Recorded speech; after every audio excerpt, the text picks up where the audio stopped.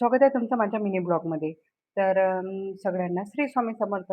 तर स्वामिनीचं चालू होतं बॅग घेऊन फिरणं, पण ऊन असल्यामुळे ती पण घरात वापस येऊन गेली आणि सहाराला छान तिच्या छोट्या-छोट्या 2 वेण्या घालून दिल्या होत्या आणि हा 2-3 दिवस अगोदरचा ब्लॉग आहे.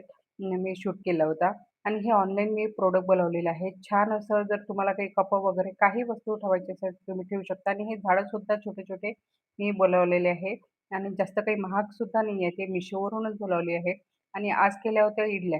इडल्या करा की काही करा पण स्वयंपाक तर करावाच लागतो. तर त्यांच्यासाठीच केला होता सहाराच्या पप्पासाठी आणि आमच्यासाठी मी इडलीपासून काय तयार केलं ते बघा. तर इथं बेसन वगैरे घेतलं जसं आपण भज्यासाठी करतो त्यात सोडासुद्धा टाकला आणि हे ज्या आपल्या इडल्या असतात त्या तळून घेतल्या आणि खूप छान लागतात. तुम्ही एकदा नक्की करून बघा.